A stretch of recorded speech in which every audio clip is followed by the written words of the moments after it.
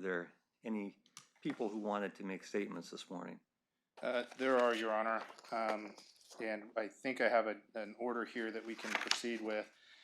The first would be Daniel Brophy's mother, Karen Brophy. She provided a written statement to have me read to the court. Okay. It's been a long 3.5 years for Jack and me. They've been a time of reflecting on the loss our family has suffered. What we heard on that September day, we could not believe. Nancy arrested? You were part of our family for over 25 years. Was that relationship all deception? My heart breaks if this is true. We will never understand how you could decide that it was an advantage for you to take the life of our son, that he did not deserve to live. So you took his life from all of us, a pawn in your plan? You will never know our beautiful great-grandchildren, Dan's grandchildren. These children deserve to know and love him as we all have. It has been heartwarming for us to hear from many what an amazing, wonderful man our son was. We always knew that, now the world does. I don't know what the rest of your life will be like. Not pleasant, I am sure, but we hope you will find God's grace ahead of you. Karen and Jack. And Your Honor, with that, I believe the next person to speak would be Clorinda Perez. All right. And Your Honor, unless you have a preference, I've offered both either to stand at the podium or if the person would be more comfortable to sit in the witness stand. I don't know if you... Whatever the people want to do. In fact, if they even want to speak from back in the rows, that is fine too. But Ms. Perez, I see you want to be here. Okay, I should explain though that your statements will be to me, just so you understand. But you can sit there if you prefer. I'll stand right here. Okay. Should I speak? Today, Your Honor, I stand for Chef Brophy, for the students and the instructors of OCI, whose lives were changed forever that Saturday morning that Chef Brophy's life was taken. Your Honor, his eyes were green. His eyes told it all. His eyes were green, and they were utterly heartbroken. Utterly heartbroken because he knew. He knew because he's seen who did this. And I will forever have to live with those green, heartbroken eyes. Nancy Brophy did not care what she had to do, who she had to hurt, or who she had to destroy, so long as her evil plan succeeded. And only a heartless, calculated person could be capable of doing this. She did not once think of who was going to enter into that kitchen, who was going to find him, and who was going to be there that day. The student that called 911 and so bravely relayed the operator's information to me, my dear friend who courageously cleared out the kitchen so no one would have to see Chef Brophy the way that she left him, Chef Sadie, who knelt next to me on the floor and begged the Lord with tears streaming down her eyes, begging for Chef Brophy's life. All of us were affected that day. And to hear her say that we went on with our lives and nothing happened, that we weren't affected, is a true statement and a reflection of what a cold-blooded murderer she is.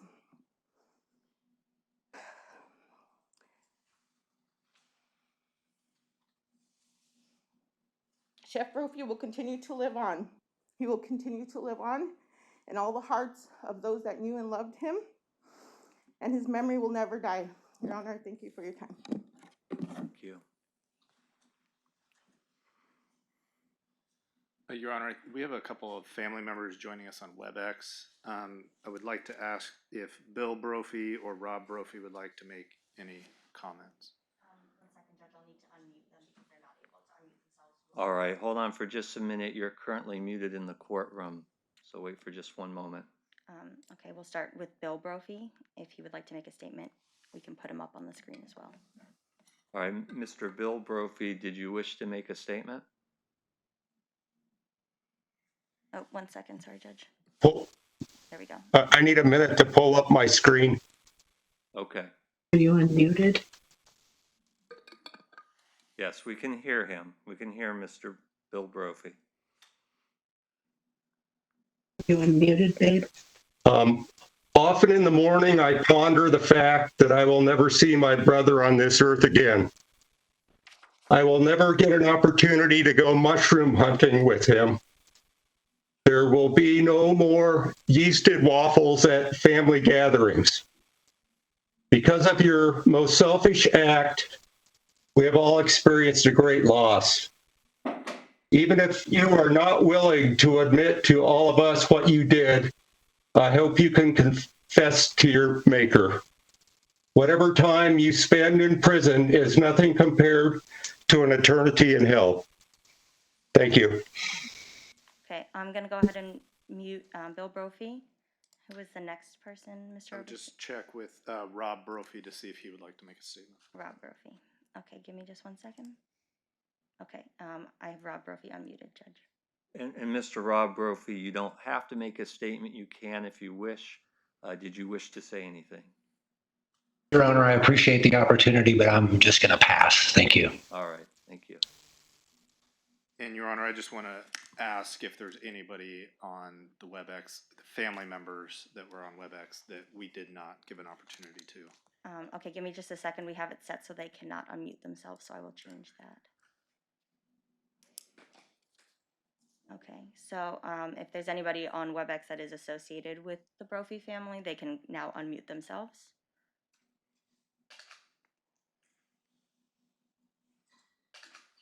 Okay, I'm not seeing anybody unmute themselves at this time, so I'm going to go ahead and turn off that ability. All right, thank you. Then at this time, Your Honor, I'd ask Nathaniel Stillwater if he'd like to make a statement. Okay.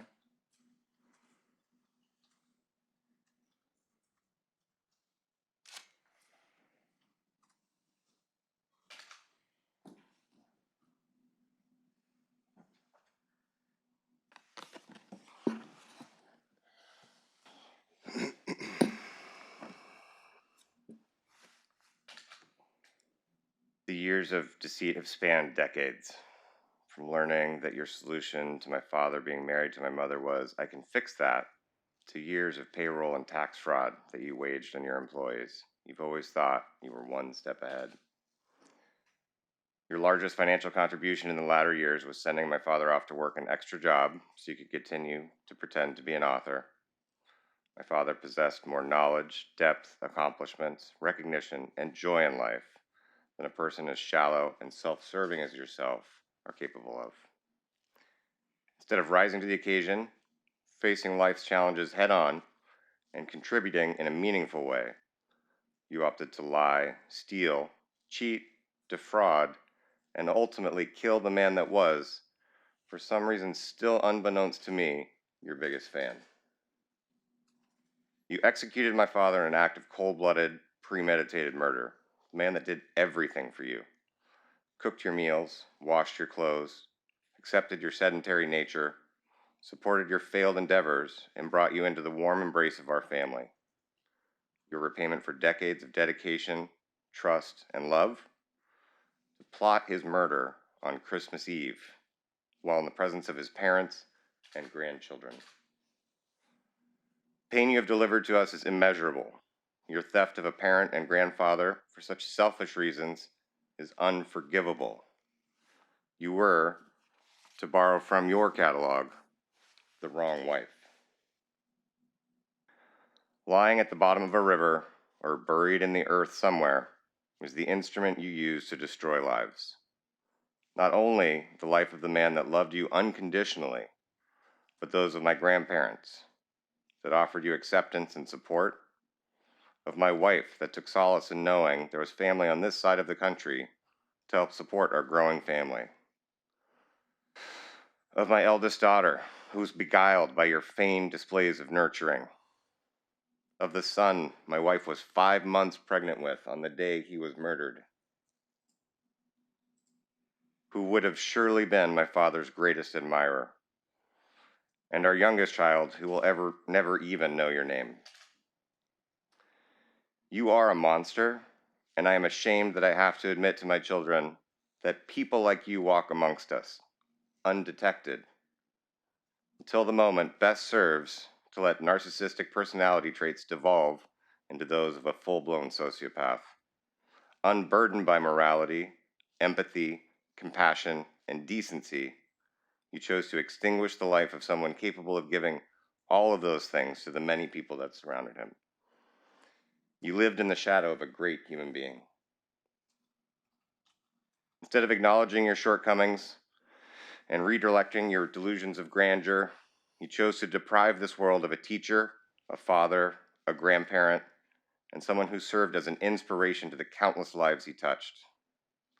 I would suggest you be ashamed of your actions, but that would presuppose you possess the ability to think of anyone besides yourself.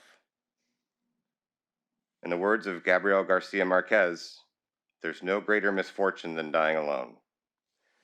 Yet for you, Nancy, I can't imagine a more fitting end to this tragedy. Thank you, Your Honor.